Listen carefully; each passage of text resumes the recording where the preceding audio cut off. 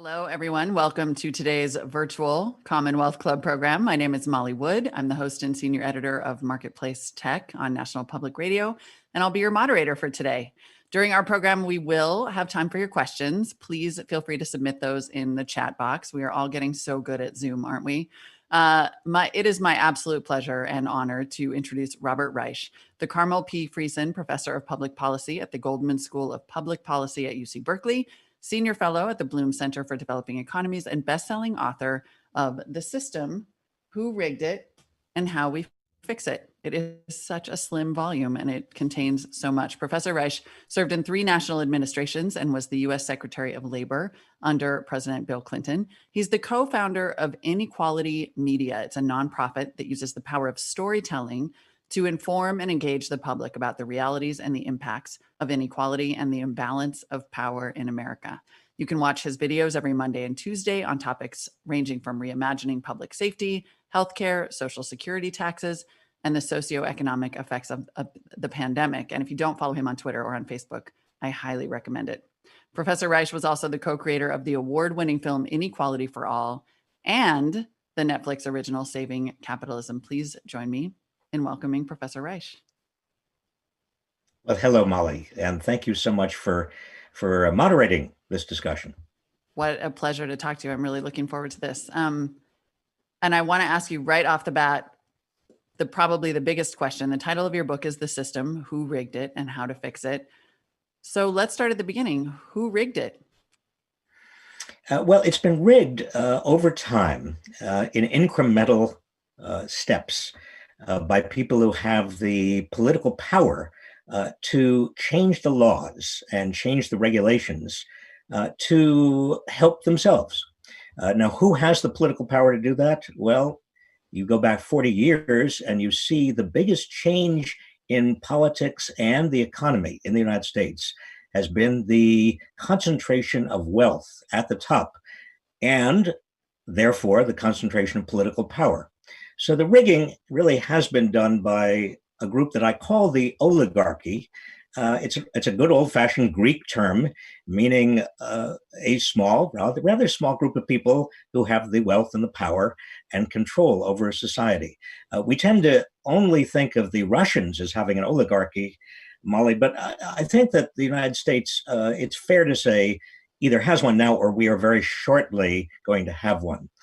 Because most of the wealth, or a great deal of the wealth, I should say, and power, the power that is necessary to rig the game to get more wealth. You see, it's sort of a self-fulfilling prophecy. It's a vicious cycle. Is at the top. Well, and it really is cyclical. And you look at this sort of cycle throughout American history. You talk about the Gilded Age and the trusts. What was it, though? You write about this period after World War II, where America really did create this incredible expansion of the middle class. Capitalism appeared to be working for everyone. What were the forces 30 or 40 years ago that started this change and to where we find ourselves now?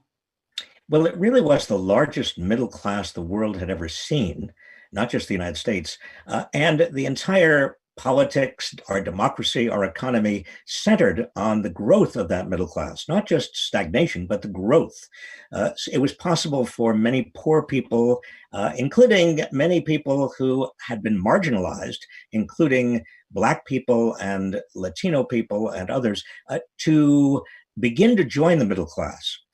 And we had enough confidence in ourselves, and the middle class had enough confidence that it embraced legal changes like the Voting Rights Act and the Civil Rights Act and the Fair Housing Act, which would further enlarge the middle class and enable more poor people, disproportionately Black and Latino, to join that middle class. Now, what were the factors that contributed to the growth of that middle class, you ask? Well, number one, we all, I would say, virtually all of us had been through World War II, and almost all of us had been through a Great Depression. And those experiences, those common experiences, I think resulted in a degree of social solidarity.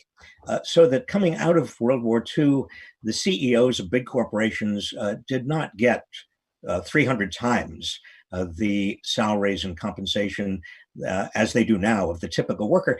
They typically got 20 times the salary and the total compensation of the average worker.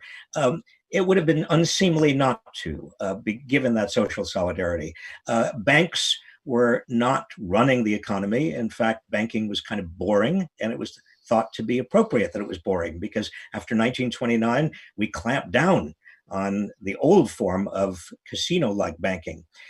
We also made sure that unions had a fair shot at uh, at increasing their membership so that by the mid 1950s, about a third of the workers in the private sector were unionized. Now compare that to today when 6.4% of the workers in the private sector are unionized.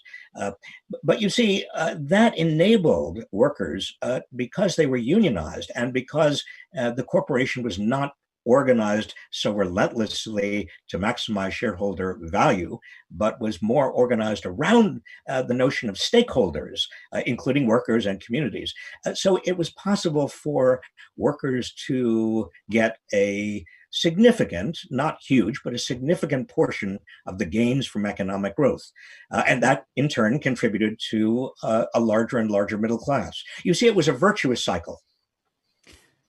And it worked well for the many, but apparently not well enough for the few. What happened? Was it just a matter of forgetting our history?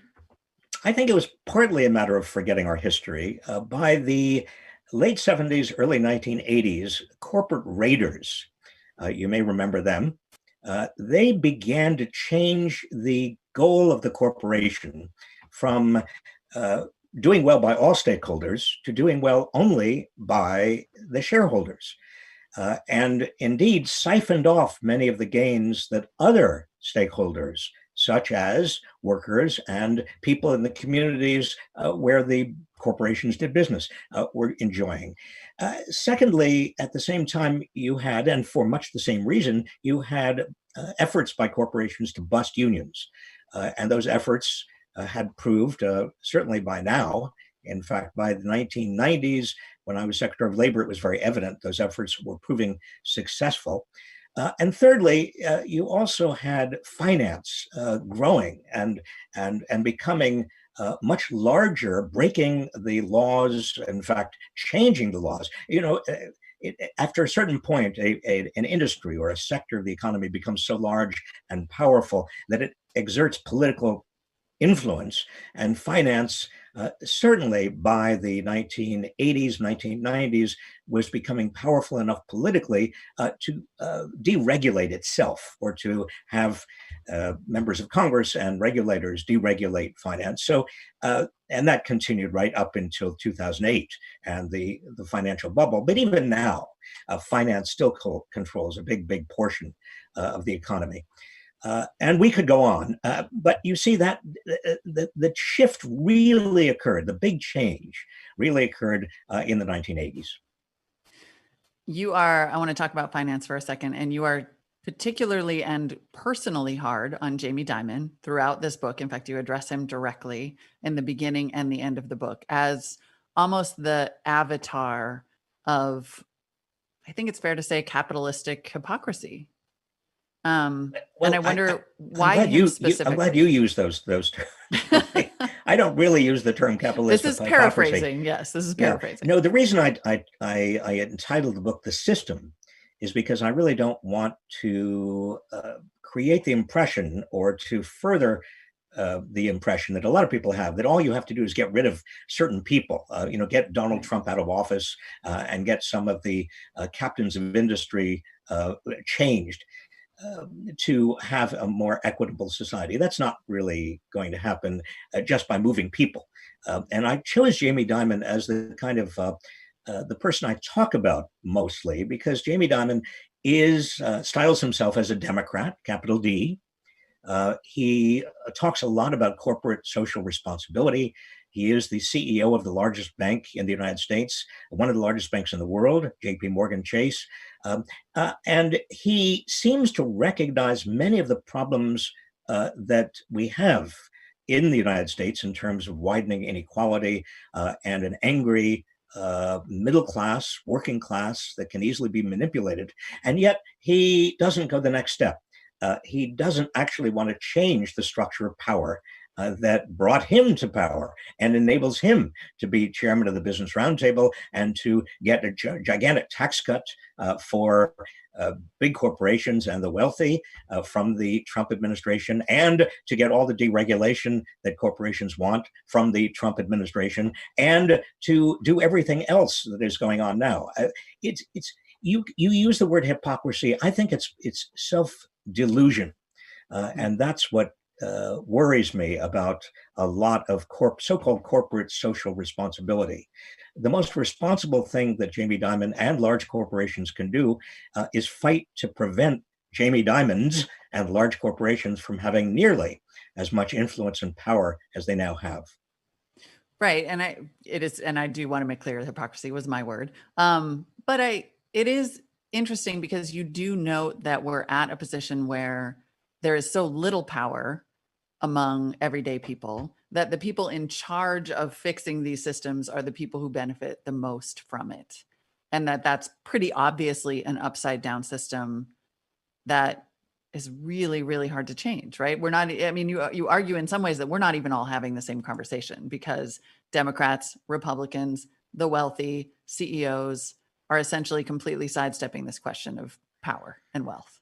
Yes, utterly sidestepping the question of power. And you see, there are some very good ideas as to how to reform the system, but the system won't fundamentally be reformed unless power is restructured and reallocated. And you can't do that from the top down because the Jamie Dimons of the world don't want to do that fundamentally. I mean, they're in a very privileged position. It has got to come from everybody else. And therein lies the paradox and the difficulty. In other words, the vast majority of Americans have theoretically the voting power through our democracy to change the rules and make our system much more equitable. But the majority can't come together. It's almost as if racism and xenophobia and vicious politics have all intervened to make it harder for people to come together to fight the oligarchy. And if I weren't so optimistic, and we could get to my optimism later, if I weren't optimistic, I would say that we're doomed, that the only way we actually change the system and the power structure embedded in that system is through some sort of mass uprising revolution. I don't think that's necessary, and I'm afraid of it, to be perfectly candid. I think historically revolutions can go in any direction. I mean, they're impossible to control. Yeah. But historically, income inequality has almost always been a precursor to some kind of massive change, whether it was authoritarianism or revolution or some kind of big social change. Like, do you feel that we're laying the groundwork now for things that we can look back on historically and be pretty worried about?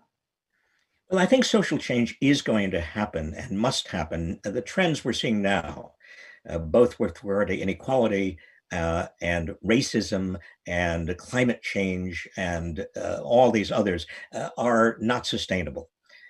The question is how change comes about. And if you look at the last Gilded Age, we're now in another Gilded Age, but if you look at the last Gilded Age, when inequality was as wide as it is today, and the captains of industry were as irresponsible as they are today, really the lackeys of the robber barons took sacks of cash literally and put them down on the desks of pliant legislators in the 1880s and 1890s. Well, what happened after that point really is important to understand. It was not a revolution. It wasn't even understood as dramatic reform. It was America and Americans, large numbers of people saying, wait a minute, what's happening now violates our values, the basic tenets of this country, our ideals. And they rose up in various ways all across the country. And we had what's come to be understood and known as the Progressive Era, starting in around 1901. and extending through the First World War, and then picking up again, some historians might say, with Franklin D. Roosevelt in 1933. Mhm. How much of that awareness in everyday people relies on understanding? And I want to go back to the idea of the rigging, because I was talking to my 13-year-old son about your book, and he said, well, why is it so bad if Jeff Bezos works really hard and creates Amazon and invents this incredible thing and changes all our lives and then makes a lot of money? He should make a lot of money. And Yes, I think there's and people, excuse me for, I didn't mean to interrupt you, no, Molly. I please. was just going Yeah. to jump in and say that in the 1880s and 1890s, there were probably a lot of 13-year-olds like your son and many, many other people who said, well, what's wrong with Cornelius Vanderbilt and Andrew Carnegie and the other robber barons of the era making huge amounts of money? They were they founded the railroads and the oil companies and the steel companies. They ushered America into a new era of industrialization. Didn't they? Weren't they entitled? And I suppose what you could say in response is, yes, they were certainly entitled to make a lot of money, but were they entitled to undermine democracy with their money? Were they entitled to keep millions of people in poverty? Were they entitled to fight unions? Sometimes really with a lot of bloodshed involved. Were they entitled to use their wealth and their power in ways that actually hurt millions of Americans? And you might say, no. Um, Antitrust law came out of the Sherman Act of 1890.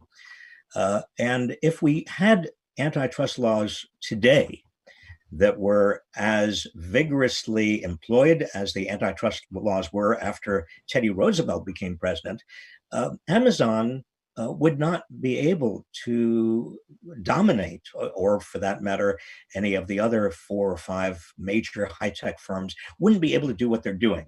Antitrust would prohibit that. Is there a point? I mean, obviously it's hard to pinpoint, but is there a point at which innovation and success starts to turn to corruption? Because really what you're arguing in this book in some ways is that there is no such thing as a free market, as we like to think of it. The rules are set by governments, influenced heavily by oligarchs, and that sometimes government and oligarchy are indistinguishable. Yes, I think that's certainly what I argue, and I think it is the case. We have been sold a lot of mythologies, and the oligarchy and emerging oligarchy has been responsible for selling a lot of mythologies to us, so we don't realize what's going on. One of the biggest mythologies is that the choice is between government or the free market, and people don't understand that the free market itself depends on rules, thousands of rules, everything from the nature of property, including intellectual property, how long intellectual property, patents, trademarks, and so on are going to be utilized. I mentioned antitrust laws and anti-monopoly policies, but also contract laws. How are contracts going to be administered? What is a fair contract? Liability laws. What kind of activities are going to that generate harms are going to be recognized as harmful, and who is going to be able to collect on those? Bankruptcy laws. I mean, who can with bankruptcy, who is going to be shielded from having to repay, and who is going to be immunized, who is not going to be immunized? And we could go through a very, very long list. But that list changes over time. The rules of the market are changing. And over the last 40 years, they've changed dramatically as the power and the wealth at the top have changed the rules, have exerted their influence over legislators and regulators and others. I've seen this up very close, Molly. I mean, one of the things that when I was director of policy planning in the Carter administration, when I was assistant to the Solicitor General in the Ford administration, and when I was Secretary of Labor in the Clinton administration, in each of those instances, I saw the power of wealth change the rules in favor of wealth. And in each of those timeframes, it was greater and greater. I mean, by the time I was Secretary of Labor, it was much more intense than it had been before. And I did some work with the Obama administration, and I saw it to an even greater extent then. Hmm. Yeah, I wonder when you look at, because we can't say that people are not aware. There is, obviously the anger over this system is what in many ways has led us to the political climate that we find ourselves in today. And I wonder when you look at that, how much of that was exposed by the financial collapse in 2008. And let's be honest, the fact that there were not consequences for that the Obama administration did not punish banks or compensate consumers after that recession. How much of that do you think contributed to the uprising of anger that's found its way to populist politics? A lot of it. Before that time, from the, let's say, early 1980s all the way through 2008, a lot of the middle class who started to see their fortunes dimming and their wages stagnating, adjusted for inflation, they used some, uh, well, you might say they bought into some mythologies. One was that the market knew best, and there was nothing they could do about it. A lot of women went into paid work in the 1970s, 80s, and 90s in order to prop up uh, family incomes that were actually dropping because male wages were dropping, because unions were being busted, because there was more outsourcing and more efforts to substitute machinery for labor. Uh, we also saw through that period of time leading up to the financial crisis that more and more people were working harder and harder. And right before the financial crisis, many of them were using their homes as piggy banks, basically getting new loans or refinancing their homes or whatever have you. But it was that financial crisis that really took the blinders off of everybody's eyes. But it didn't do it in the same way. On the left, you had the brief, what was called the Occupy movement, that was angry about what had happened. But most of their anger was directed at big corporations and finance. And on the right, you had the Tea Party movement, just as angry about what had happened, but most of their anger was directed at government. But you see, both sides were saying essentially the same thing. And the lineal descendants of both, the Tea Party movement, the lineal descendant was ultimately Donald Trump in 2016. And the lineal descendant of the Occupy movement was Bernie Sanders in 2016. And those political movements and attitudes are still very much with us. I feel like I've done a similar thing to the book, which is spend a lot of time on the problem. And I kept waiting to get to the solution. And now we've done the same thing because I want to get to people's questions. But the second part of your promise is how to fix it. And yet a big part of the conversation all throughout the book is how little power people have. So what do we do? Well, here's where my optimism comes in. Because I think that people are beginning to catch on, maybe not to every detail, but the pandemic, and I wrote the book actually before the Yeah. pandemic, and the movement against institutional systemic racism, and some of the anger we've seen now directed at incompetent government, because government under Donald Trump was not able to do what many other governments around the world, in rich countries especially, have been able to do in terms of containing the pandemic. A lot of people are seeing all of that, Molly, Yeah. and that is leading to what I thought would take many more years, and that is the beginning of a coalition, a very, very broad coalition. People who used to call themselves Republicans, uh, uh, now maybe they do or maybe they don't, but they're joining in league with a lot of Democrats.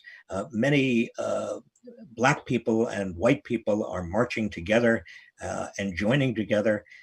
We're seeing many young people who are getting very active in politics. Actually, the midterms of 2018 to me, were a turning point in terms of young people and people of color and women getting more politically active. And the results were not only the takeover of the House by the Democrats again, but also huge numbers of people, women and people of color and young people in politics for the first time in certainly my memory. And all of that, I think, is good because it's the beginning of people coming together to reclaim our democracy, to say, wait a minute, the way we're going doesn't work. We've got to make democracy work. At the very least, we've got to get big money out of politics, but there are many other things that need to happen. But also to reclaim our economy, saying that the rules that we are now working by are not good for most of us. They actually are siphoning off more and more wealth to the top. Yeah, you call it harsh capitalism. And I feel like there's no better term to apply to the way that people are experiencing capitalism under the pandemic, where economic assistance has gone to a lot of businesses and corporations, and the racial protests, which have exposed over and over how economically unfair capitalism has been for a long time. But you also argue that sort of the three legs of the oligarchy power stool are belief systems, essentially bribes and lobbying, and division. How much are you worried about division? Because to hear me and my colleagues in the media tell it, that is the defining characteristic of American discourse right now. Well, obviously, I don't want to be a cockeyed optimist. I mean, the three legs of the oligarchic stool are still with us, selling the notion that the market knows best, that the market sort of exists separate and apart from nature, or is part of nature, and there's nothing we can do about it. I think is a lie. People have got to understand the workings of the markets. I mean, bankruptcy law, for example, should be available to people on their first homes or their only homes. Bankruptcy should be available to students or former students who are laden with student debt. It used to be until the big banks changed bankruptcy laws. But we could go through all of the laws and regulations that really do need to be changed so that people have a better shot at making it.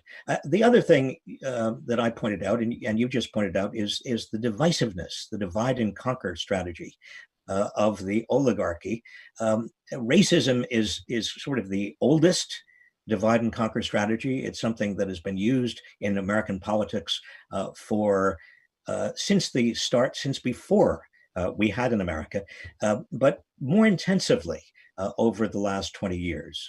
In fact, when George H.W. Bush used Willie Horton, because Lee Atwater, his advisor, told him that would sell and would win him the election in 1988, that was an example of the worst forms of oligarchic use of racism, but it continues, and it's in both parties. And finally, it's very important that people understand that the bribes that are being paid by the oligarchy are not literal bribes. I mean, yes, they are bribes to Congress people, to members of Congress and to senators and to legislators, state legislators, and to governors. But we're talking about a much larger sense of bribe. We've got so many people in the top 10% of the income ladder whose well-being and salary depends on ultimately getting paid by the oligarchy. And they are in the job, they wouldn't say they're in this job, but they really are in the job of advancing and protecting the oligarchy. And I think it's important that 10% understand that they are part of an unsustainable system. Well, and I guess fundamentally that's the question. How unsustainable is the system? Not just politically and in terms of the rage and the potential for revolution, even if revolution is defined as the election of Donald Trump. Is it also economically unsustainable to create a scenario in which most people can't even afford your goods and services? It's completely unsustainable economically because the more money and wealth go to the top, the less there is for everybody else to buy goods and services with. So you get this top-heavy economy. The fact of the matter is, we know it's people in the bottom 80% who do much of the spending. The economy depends on spending. This economy, 70% of the United States economy is consumer spending. It's personal expenditures. If people don't have the money, they can't keep the economy going. This is why this ludicrous debate that's going on in Congress right now, where the Republicans saying $600 a week extra unemployment insurance is too much. People will be deterred from getting jobs. Misses the whole point. First of all, there are not many jobs. Secondly, the jobs that are there are very often unsafe. But thirdly, most importantly, people need extra cash in order to be able to turn around and buy things. And if you reduce that $600 a week by nearly as much as the Republicans now want to reduce it, we're going to lose more jobs because they're not going to be as much of a multiplier effect in the economy. And that's really why the total American economy, really, even before the pandemic, Molly, was very fragile. That fragility we've seen again and again. There's too much debt. Too many people are in debt. They are in debt because there's no other way of maintaining their spending. And if they don't maintain their spending, the economy collapses.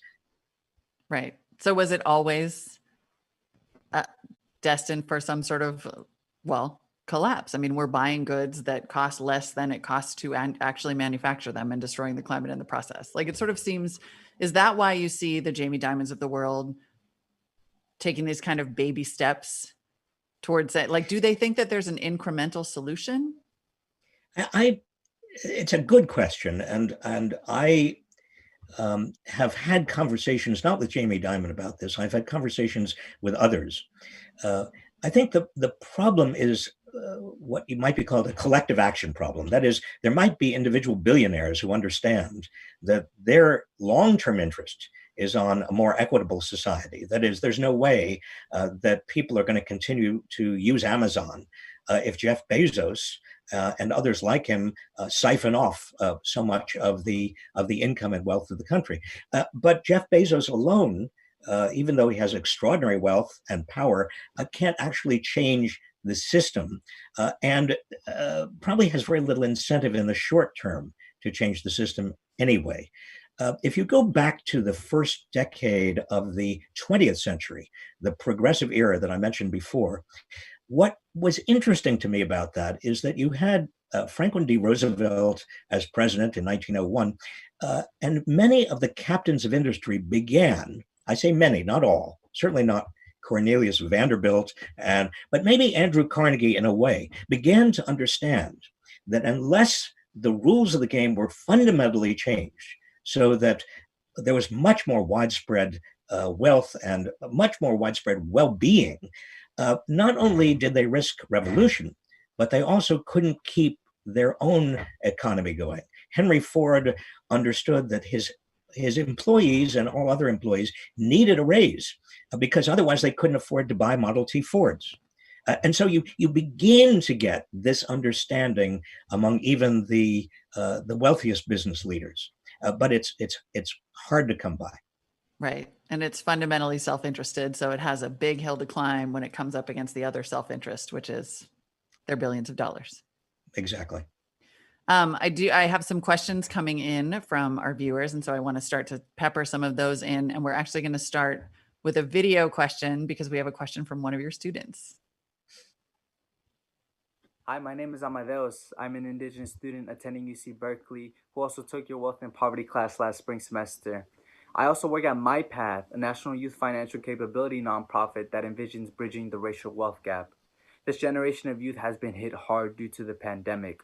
Those of us between the ages of 19 to 25 hold 35% of minimum wage jobs that are experiencing the highest loss of income. So now is the time to make change.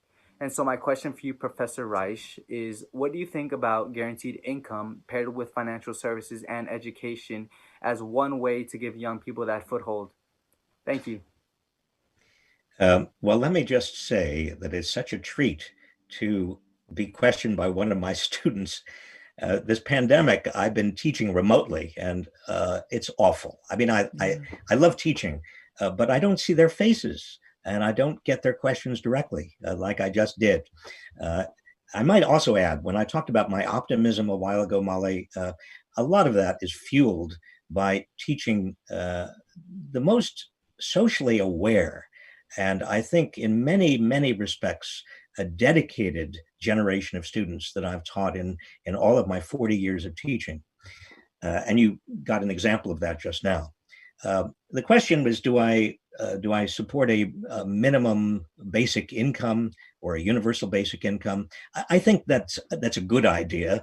And as we move toward more and more automation, it may be necessary just for the economy to survive. That is, if people don't have money in their pockets, nobody's going to buy what's left. I mean, you just.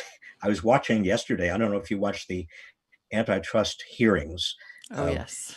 Well, you have these four people who represent maybe 20% of the entire GDP of the United States, and they're sitting there, and I just kept asking myself, do they understand that if their machinery, if their extraordinary software and hardware takes more and more and more and more of the jobs, replaces more and more of the jobs, who's going to be left to buy anything that they produce?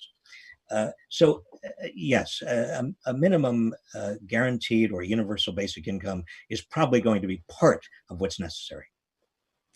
And Amadeus actually also mentioned pairing that with financial services and investment in things like education. And in your book, you do talk about how, as a contrast to the American system, China has this huge and very, and an ability to have a very deliberate investment in productivity. And you say the key to our economic growth is American productivity.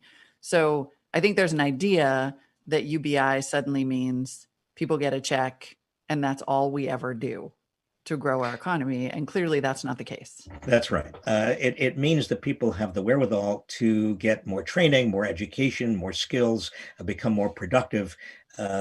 And a point that really does need to be made when we're talking about international trade or international competitiveness is that the competitiveness of the United States or any nation depends uniquely on the people of that country and their ability to be productive.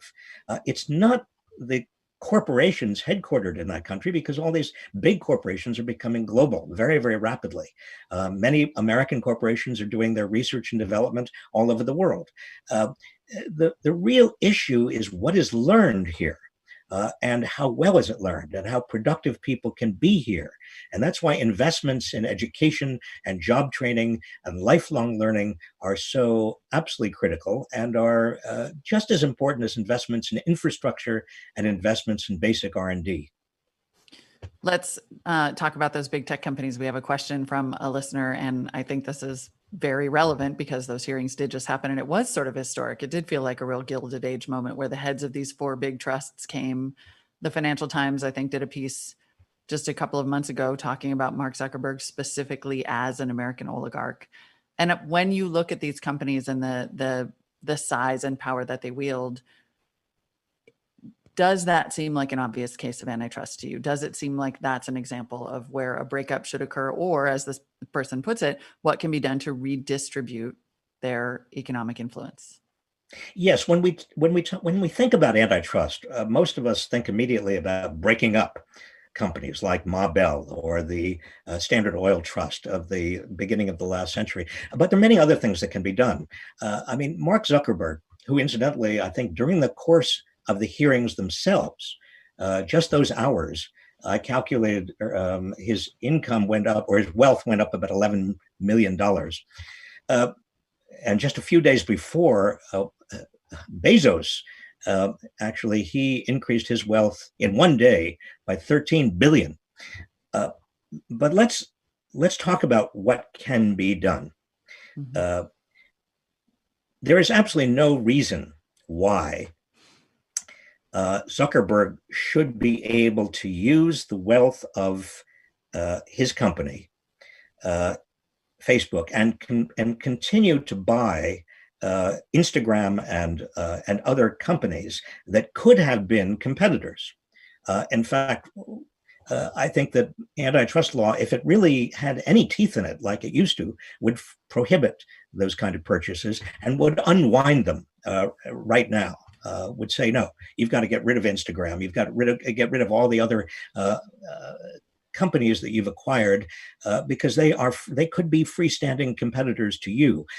You also can't favor your own products. If you're Google or if you're Amazon, there's a lot of evidence that Google and Amazon and even Facebook, in a slightly indirect way, have steered consumers toward their own favored products. That actually is illegal under the antitrust laws. That can be stopped. It should be stopped.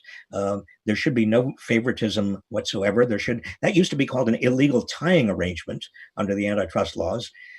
There are many ways, and we could, until people's eyes glazed over, Molly, we could go through them. But there are ways in which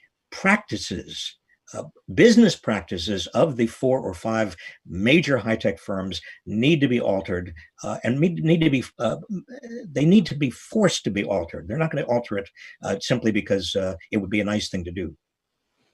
Right. I feel like this is where the misunderstanding of the rigging or the lack of understanding of the rigging comes into place. Like if my answer to my child was, Jeff Bezos built a great business. He should have paid taxes on that business. He should not have he should not have written laws that benefited his business.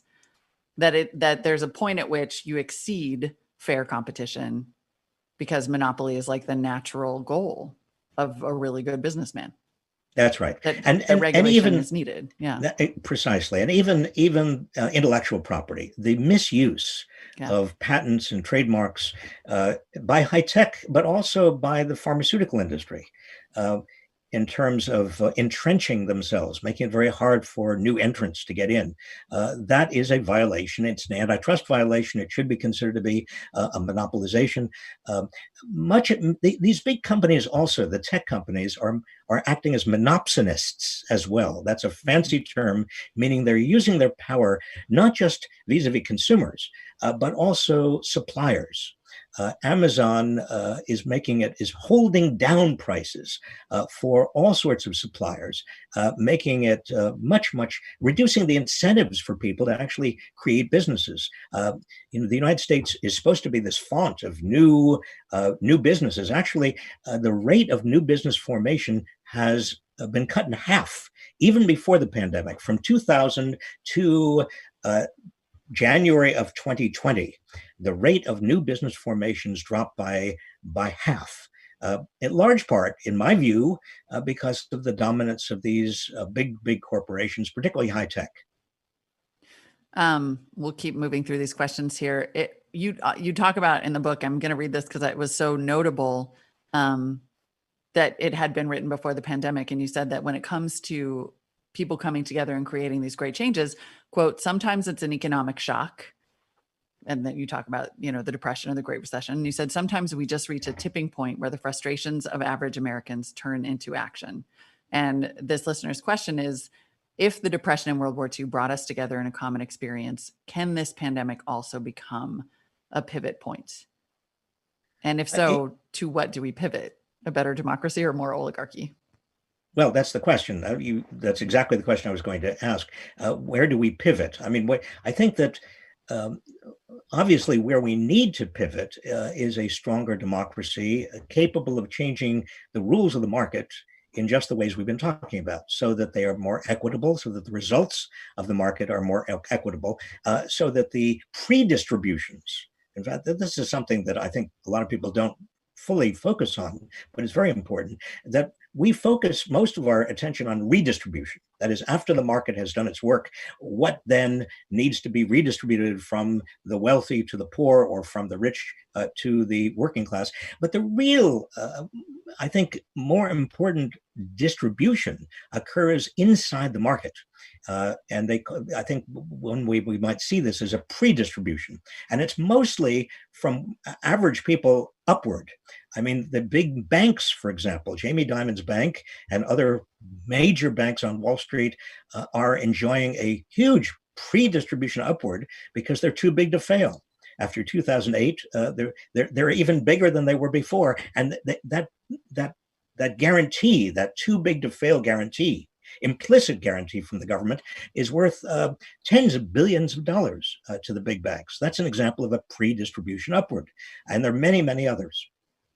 I actually wanted to ask you about this. This is very specific and maybe slightly off topic, but you mentioned that kind of this implied subsidy, a hidden $83 billion in government insurance.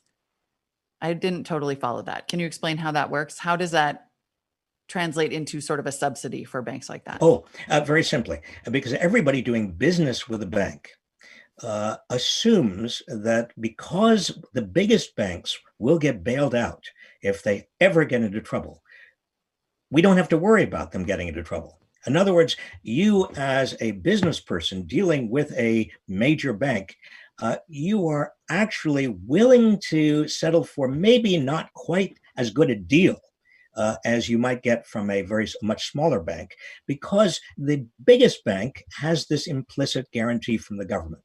And it's worth, studies have shown, it's worth to the biggest banks $83 billion per year. Now, that's not chump change. Yeah, got it. Now I understand. I'm so excited that I got to ask you this teaching question directly. Speaking of moral hazard, we have a question about how, very specifically again, about how the repeal of the Glass-Steagall Act, and this is a big part of your book, and you talk about Jamie Dimon advocating for this, the repeal of the Glass-Steagall Act affected where we're at today.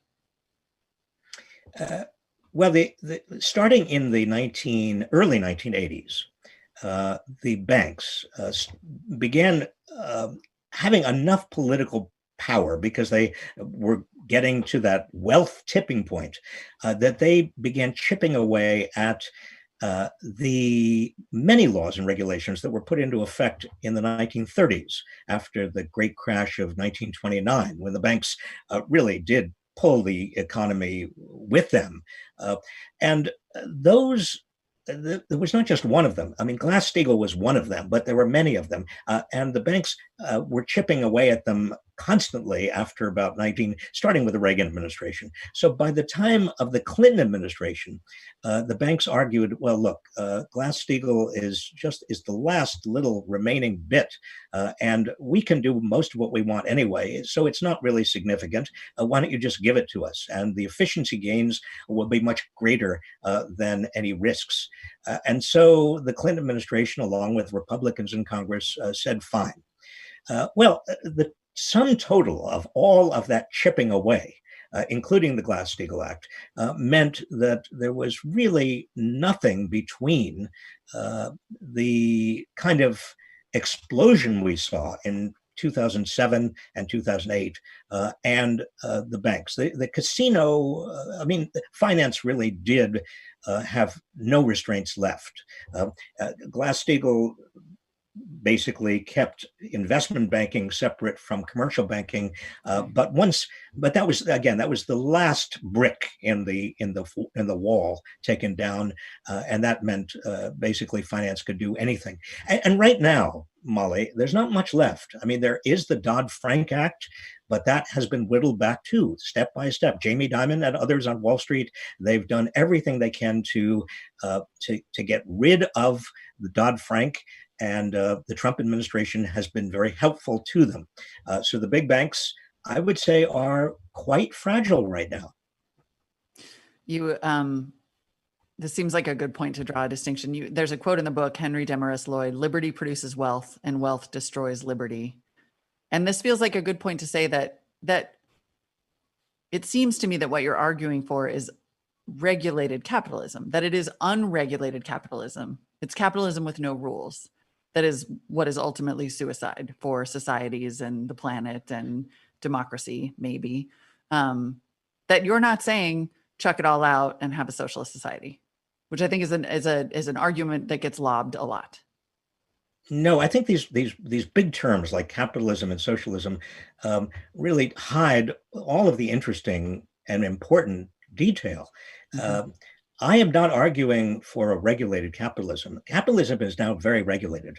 I mean, there are huge subsidies going to the big banks, huge subsidies going to pharmaceutical companies through intellectual property laws, huge subsidies going to oil and gas and military contractors. I mean, you know, this is not a deregulated economy in any way, shape, or form. It's just regulated in the wrong direction. I want to stress again: there is no such thing as a free market without government setting the rules of the game, and those rules of the game are regulations.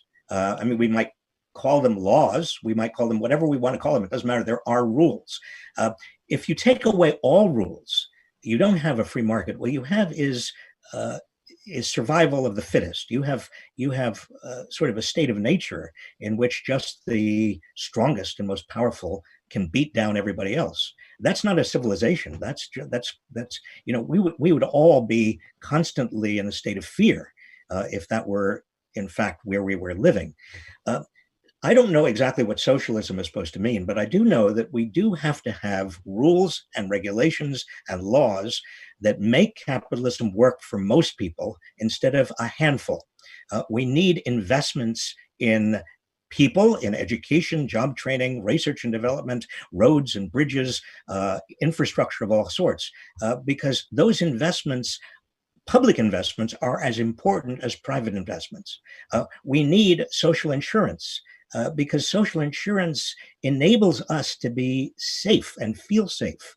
And we can see in this pandemic, the fact that we are the only country that doesn't provide, uh, sick leave, paid sick leave. I mean, we all suffer because there is no paid sick leave for most workers, so that if they get sick or if they feel they have the coronavirus, they dare not take time off. That hurts all of us. And so that is a kind of lacking that is harmful, broadly harmful. Um, we'll do a couple more specific viewer and listener questions. Does finance is, of course, a big part of your book and a big part of this argument. Does public banking, this person asks, factor into helping to dismantle the rigged system? But if by public banking, the viewer listener is suggesting um, a bank that is not a not-for-profit bank, a bank that is run according to rules that are set up by not its investors, but by the public that uses the bank, its consumers, essentially. Yes, I think that would be preferable.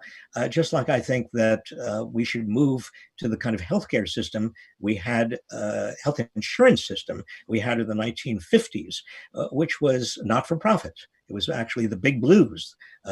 We evolved into a for-profit private health insurance system, really because the not-for-profit system was losing ground in a kind of competitive process in which the only people left for the not-for-profits were people who actually had very, very high health costs. Well, it just makes sense to move back to a not-for-profit healthcare system, and one that is ideally single payer, just on the grounds of, look at every other system. I have so many questions of my own, but I will be disciplined and keep reading these ones because they're also really good. Do you support employee ownership as a means of broadening the ownership of capital? Yes, and this is an old idea. I wrote a piece for the Times recently talking about profit sharing and employee ownership, and it goes back to before 1916. There was a great wave in the progressive era that I was referring to before. A lot of big companies began offering their employees profits, a share of the profits, and a share of the shares of the firm, literally shares in the firm. And that became very, very popular up through the 1980s when the takeovers occurred. Some of the unfriendly takeovers that forced companies to focus only on their shareholders and not on their workers or their communities. Should we specify that that's different from the kind of employee ownership that we see in the tech industry? We're both in the Bay Area, where employees are granted stock options and that makes them feel as though they have ownership in the company. That's not the same thing. Well, it's very different. And one of the biggest differences has to do with who gets the shares and why they get the shares. I mean, if you go back in American history between 1908 and the 1980s, many large companies offered their employees shares of stock as a way of giving the employees not only a fair part of the profits, but also a stake psychologically in the success of the firm. When high-tech companies are giving out shares of stock, they're doing it to attract and keep talent. They're not doing it for their, I mean, Amazon is not giving shares of stock to its warehouse workers. I mean, Jeff, I would wish it did. It was giving out 2 shares of stock a year to its warehouse workers until about 4 years ago, and then it stopped doing that. No, Jeff Bezos and all of the other high tech moguls are giving out shares of stock to people they want to attract and keep as a way of motivating the quote unquote talent. A very different motive and a very different goal and outcome than we had in the first part of the 20th century. If you could, or maybe could have written a prescription for how to stabilize the US economy in the wake of the pandemic, what would you do? What would someone put it this way? What concerns you the most as we deal with this pandemic? What should be done to help stabilize our economy? Well, the economy and the pandemic are linked, but they're different. That is, there is no way we can get the economy going again until the pandemic is contained. That's very important. We have a lot of people using, in very loose ways, this term stimulus. But we're not. The goal is not to stimulate the economy, because you can't stimulate an economy that is fraught, overrun with COVID-19. People are not going to go to the malls or into theaters or concerts or into airplanes as long as they fear for their lives, and that's as this is where a lot of confusion lies, because Donald Trump, even Monday, Trump said we need to reopen. Let's reopen everything. The reason that so much is closing now, the reason that we are going into another economic dip, is because we've gone into another resurgence of the virus, because we didn't close down appropriately. We didn't have the testing and the tracing that we needed. It's the coronavirus is the problem, folks. And we do need to do everything we can to, for humane reasons, number one, but number two, for the economy, to contain this virus. The fact that we in the United States, with 4% of the world's population, have 20 to 25% of all of the cases of this virus and the deaths is, I think, testament to how extraordinarily we botched this whole thing. People who have friends in Italy, or even in France, or in Sweden, or certainly in Norway. I mean, the average person in Norway or in Italy, they are right now they're in restaurants. They are actually enjoying themselves. They are living a different life than we are living. And the reason we are living the life we are living with masks and with social distancing, hopefully, is because we are still in the midst of a virus and they aren't.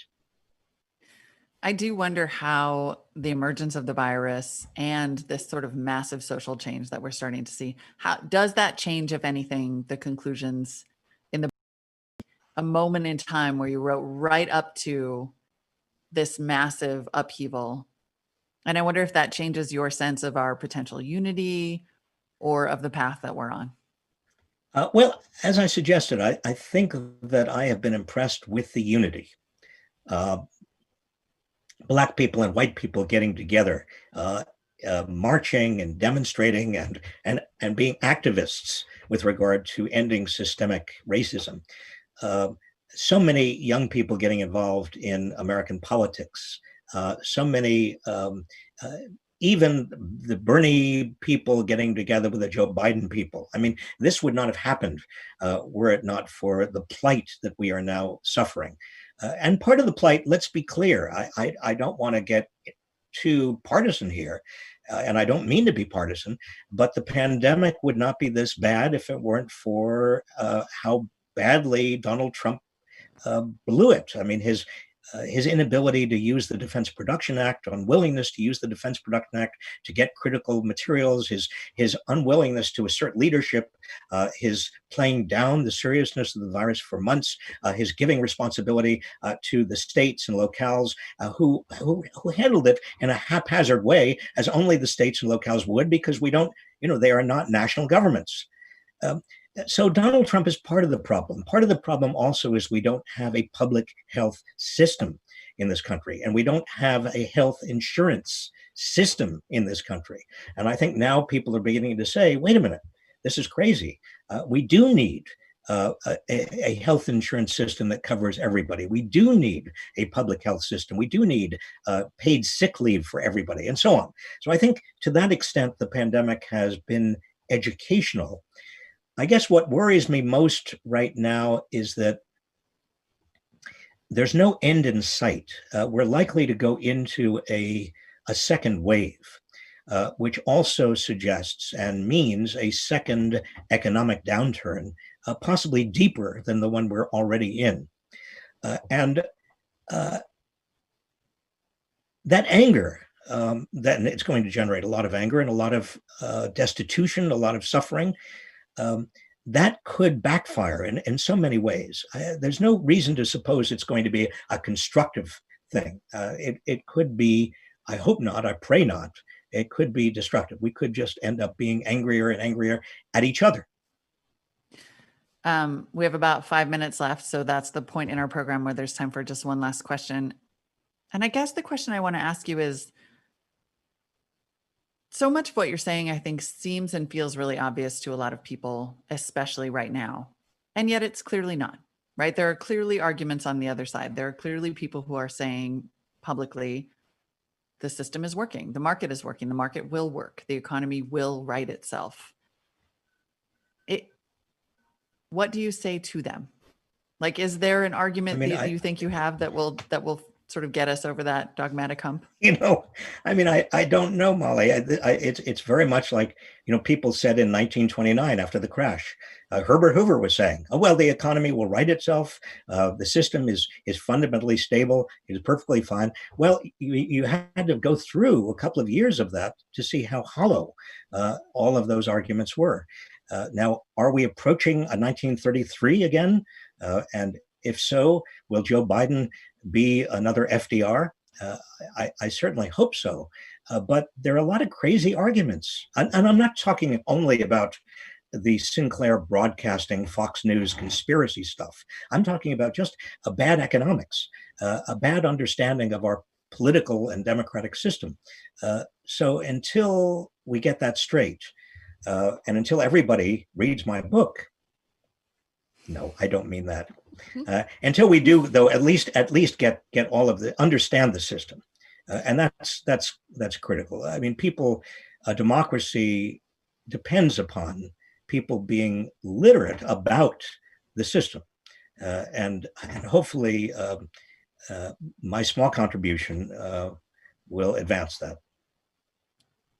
Thank you very much. That is a perfect place to close with the book plug and everything. It is such a shame you can't be out signing books in the lobby, but we'll do whatever the virtual version of that is. Our great thanks to Robert Reich, author of The System, Who Rigged It, How We Fix It. I hope we did some fixing here today. And we encourage you to pick up your copy of Robert Reich's book through your local independent bookstore, I think is the appropriate plea here. That is. Thank you, Molly. I really appreciate it.